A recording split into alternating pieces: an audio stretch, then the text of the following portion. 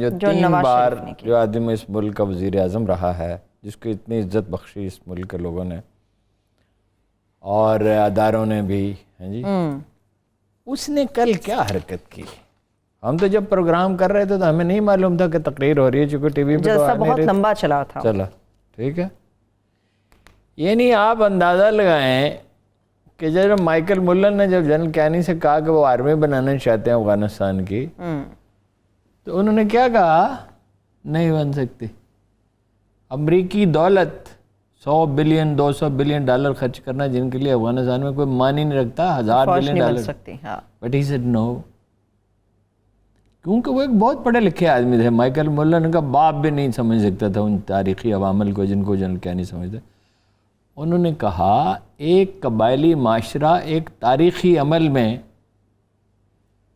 مسلسل تاریخی عمل میں جدید معاشرے میں ڈھلتا ہے۔ اب وہاں تو ہیں قبائل افغانستان میں، اور وہ دیکھو ان پڑھ، تعلیم ہے نہیں۔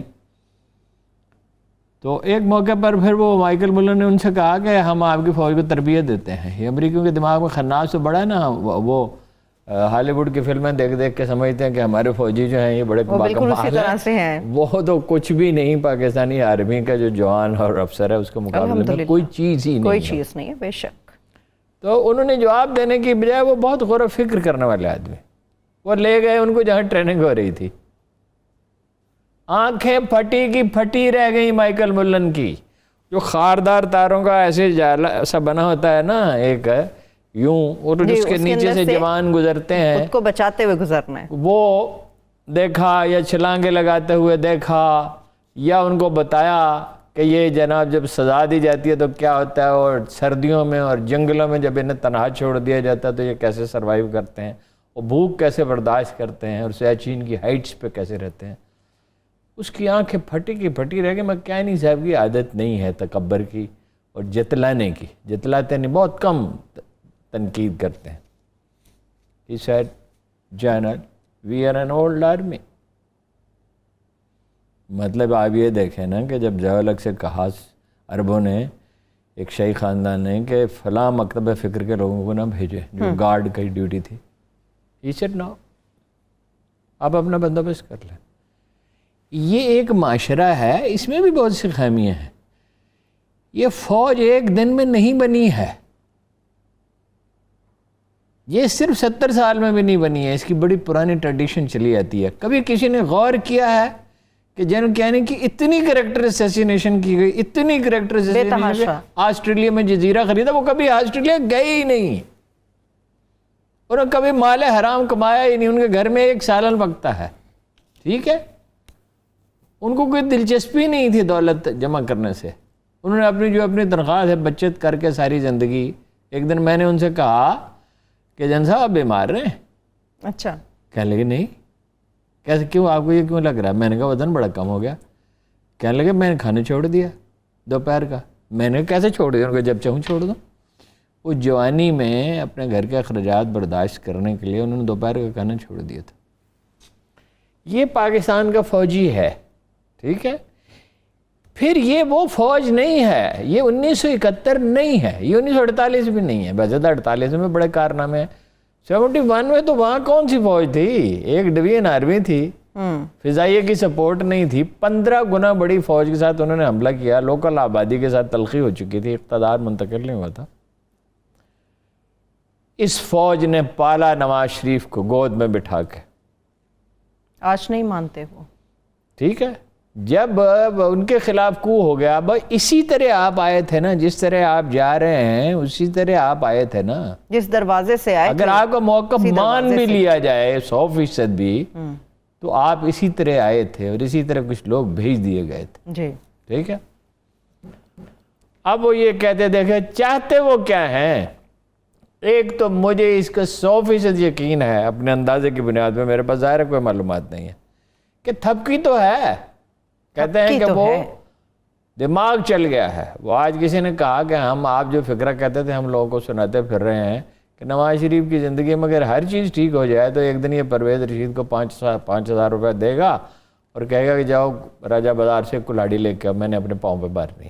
آرام سے تو یہ آدمی نہیں رہ سکتا۔ سیاستدانوں میں سے کم ہی کوئی لوگ ہیں جو آرام سے رہ سکتے ہیں۔ اب اس ملک کو آئین نے نہیں بچا رکھا ہے. مقدس تو آئین ہے, عمل تو اس پہ ہونا چاہیے, لیکن آئین پہ تو ہم سب عمل نہیں کرتے. ہم تو سگنل کی پابندی نہیں کرتے. اگر رات گہری ہو اور سڑک خالی ہو تو ہم پرواہ نہیں کرتے کہ سگنل بند ہے. اور بھی کوئی قانون کی پابندی حتی الامکان ہمارا مزاج ہی نہیں ہے. فوج نے اس ملک کو بچا رکھا. 7,000 آدمی, 7,000 آدمی, اس میں 1,000 افسر ہیں.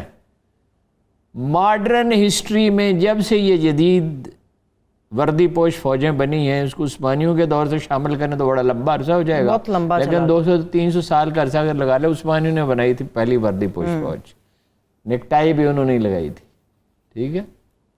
سول سروس بھی پہلی انہوں نے بنائی تھی. ویسے تو چین میں بھی ایک زمانے میں قدیم سول سروس رہی ہے. کبھی یہ تناسب نہیں رہا کہ ہر 7 جوانوں کے ساتھ ایک افسر شہید ہو. یہ کہتے ہیں کہ ہم جوانوں کے ساتھ ہیں, ہم افسروں کے خلاف ہیں. جوان اور افسر میں امتیاز کہاں رہا ہے؟ یہ آپ نے کب سے کر دیا؟ یہ جو سیاچن کی ہائٹ پہ جو بریگیڈیئر ہے یا کرنل ہے یا میجر جنرل جاتا ہے تو وہ انہی میں سے ایک ہے. ان کے ساتھ تو وہ کھانا کھاتا ہے, انہی کے ساتھ بیٹھتا ہے, اٹھتا بیٹھتا ہے, اس کی عزت کرتا ہے. وہ پولیس تھوڑی ہے پنجاب پولیس جہاں CCPO صاحب جو ہیں وہ کوئی انویسٹیگیشن کا کیا افسر ہے, اس کو کہیں کہ میں تمہیں گرفتار کر دوں گا اور تمہیں جناب پکڑ لوں گا اور یہ ہے جی. تو وہ فوجی افسر کی تو ایک شان ہے. آپ GHQ جائیں, ٹائم طے کریں ملنے کے لیے, یعنی ISPR اخبار میں بھی جاتے ہیں کبھی معلومات کے لیے یا کوئی گپ شپ کے لیے یا پریس کانفرنس کے لیے, ایک کانسٹیبل آپ کو روکتا ہے. اور دنیا کی کوئی طاقت اس کانسٹیبل کو یہ نہیں بتا سکتی کہ وہ چاہے مجھے پہچانتا ہو, روز مجھے ٹی وی پہ دیکھتا ہو. حتیٰ کہ بعض اوقات ایسا بھی ہوا کہ اجازت دینے کے بعد, اندر سے پوچھنے کے بعد انہوں نے کہا میں آپ کا پروگرام دیکھتا ہوں. اس کو نہیں, ایک اخبار میں تو مستقل طور پہ ناراض ہو گیا, فوج کے خلاف بات کرنے لگا کہ اس کو ایک حوالدار نے روک دیا تھا وزیرستان میں, اس لیے کہ وہ سسٹم کا حصہ ہے. یہ فوج ہے جس کے خلاف بلوچستان میں کارروائی ہو رہی ہے, $500 ملین راہ خرچ کرتی ہے. یہ دنیا کے سب سے اونچے میدان جنگ میں سیاچن میں اس کے جوان جاتے ہیں رضاکارانہ طور پہ. میں آپ کو ایک واقعہ بتاتا ہوں. میں CMH گیا کسی ذاتی کام سے, تو میں نے ایک آدمی کو پہلے بھی شاید ملا تھا, سرسری سا, وہ گجر خاں کا ناظم رہ چکا تھا, تحصیل ناظم. ایک لڑکا اس کے کندھوں پہ سر رکھ کے آ رہا تھا. اگر عام حالات میں اس لڑکے کو آپ دیکھتے تو بس دیکھتے ہی رہ جاتے. 6 فٹ 4 انچ قد تقریباً, یا کم از کم 6 فٹ 3 انچ, اور کیا کڑیل جوان, اور کیا اس کے خوبصورت نقوش. رنج اور درد تو اس میں بہت تھا, لیکن سیلف پٹی نہیں تھی, ڈپریشن نہیں تھا. میں نے کہا کیا ہوا؟ اس کو دیکھے تھا میں کانپ اٹھا. وہ میرے بیٹے کی عمر کا تھا. اس نے کہا یہ وزیرستان میں تھا, واپس آ رہا تھا گھر اپنی جیپ میں, انہوں نے گھات لگا کے حملہ کیا. یہ کوئی کھیل تماشا ہے؟ کراچی میں جو جنگ ٹیررزم کے خلاف جیتی ہے, جو بلوچستان میں نواز شریف نے اپنی اسپیچ میں کہا وہ دہشت گردی ختم ہم نے کی, امن ہم نے قائم کیا. آپ نے کیا کیا؟ آپ نے کیا کیا؟ وہ کہتے ہیں, وہ کریڈٹ لے رہے ہیں. آپ تو گئے نہیں کبھی جنگی علاقے میں. جس علاقے میں وزیرستان میں کارروائی ہو رہی تھی, دیکھیے ابھی اس ہفتے میں پھر اس پہ آتے ہیں کہ 22 مہینے میں کتنے لوگ شہید ہوئے. اس فوج کو آپ نام لے کے کہہ رہے ہیں, بھائی صاحب آپ کو پالا کس نے تھا؟ بھائی صاحب ابھی 6 مہینے پہلے آپ نے کلف والے کپڑے پہن کے اور نیکٹائیاں لگا کے اور خوشبو لگا کے اور بند صبر کے جا کے کس کی توثیق کے 3 سالہ توثیق کے لیے ووٹ کیا تھا؟ کس کی توثیق کے لیے ووٹ کیا تھا؟ اس کا مطلب یہ ہے کہ اگر تو وہ آپ کی بات مانے تو وہ دنیا کے بہترین لوگ ہیں, اگر نہ مانے, وقت گزر بھی جائے تو ان کو توثیق ملنی چاہیے. اور اگر وہ آپ کی بات نہ مانے تو آپ کہتے ہیں آپ کو جواب دہی کرنی پڑے گی. جی بھائی, تنقید تو ٹھیک ہے, اپوزیشن کا کام ہے تنقید کرنا, لیکن اس کی کوئی حد ہے. اس کا بینیفیشری کون ہے؟ بھارت. اس کا بینیفیشری ہے بھارت اور بھارت کے حلیف اور وہ عرب ممالک جو ہم سے ناراض ہیں. یہ دیکھیے یہ ایک گروپ ہے, امریکہ ہے، جاپان ہے، آسٹریلیا ہے، انڈیا ہے، اسرائیل ہے، کچھ عرب ممالک ہیں، یہ ایک گروپ ہے. ٹارگٹ تو ہے چین، لیکن چین کی جہاں وہ پیش قدمی کرتا ہے، دیکھیے ہم تو دفاعی طور پہ چین پہ ہمارا کافی انحصار ہے، اور ہم مل کے ان کے ساتھ الخالد ٹینک بنایا ہے، لڑاکا طیارے بنائے ہیں، اور بہت سی انہوں نے ہمارے ہمارا نفسیاتی ایک طور مضبوط پر. تعلق ہے ہارون صاحب. ہم تو نہیں چھوڑ سکتے، ہم سکم اور بھوٹان بن جائیں.